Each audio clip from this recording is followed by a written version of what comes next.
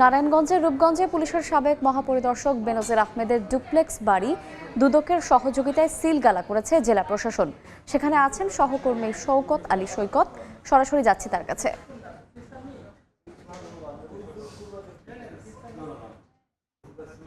জেলা সমন্বিত কার্যালয়ের একটি যৌথ টিম রূপগঞ্জ উপজেলার গুতিয়াবো এলাকায় পুলিশের সাবেক মহাপরিদর্শক বেনজির আহমেদের এই ডুপ্লেক্স বাড়িটি জব্দ করার উদ্দেশ্যে এখানে অভিযান পরিচালনা শুরু।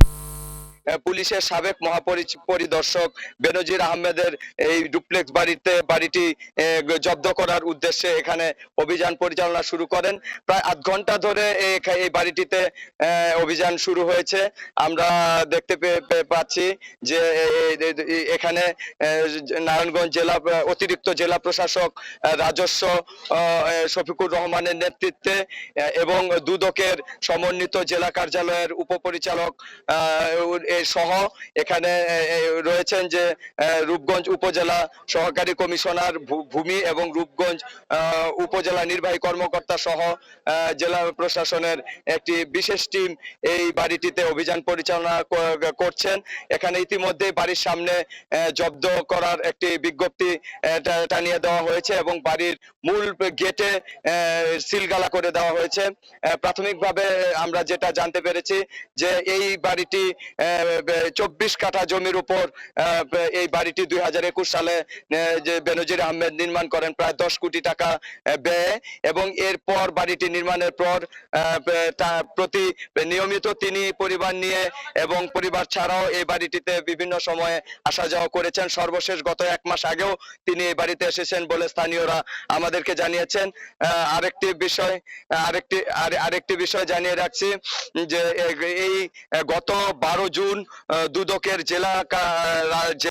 দুদকের প্রধান কার্যালয়ের অভিযোগের ভিত্তিতে ঢাকা মহানগর আদালতের বিশেষ আদালত স্পেশাল আদালত এই বাড়িটি ক্রয় করার নির্দেশ দেন।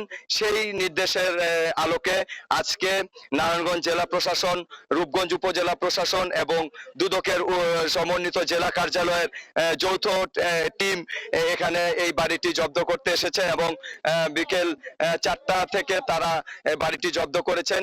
দৃষ্টিনন্দন এই ডুপ্লেক্স বাড়িটি দেখলে যে কেউ মনে করবে এটি একটি ইউরোপ অথবা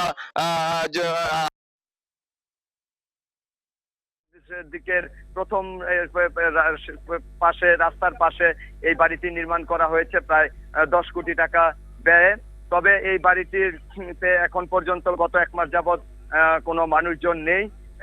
আমরা জানতে পেরেছি যে এখানে শুধুমাত্র একজন নিরাপত্তা কর্মী বাড়িটি দেখাশোনা করছেন। গত 20 থেকে 25 দিন আগে উপজেলা ভূমি অফিসের একটি জায়গা এবং সম্পত্তি মাপজোক করে যায়।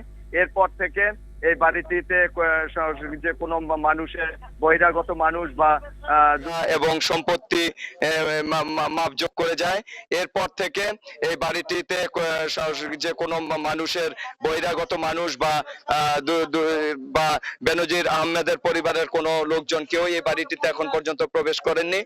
তো এখন পর্যন্ত আমরা জানতে পেরেছি যে এই দুদকের সেই অভিযানের যে কর্মকর্তারা রয়েছেন তারা বাড়ির ভেতরে রয়েছেন এবং তল্লাশি করছেন। ভেতরে কি আছে সেই বিষয়টি এখনো আমাদেরকে তারা জানাননি।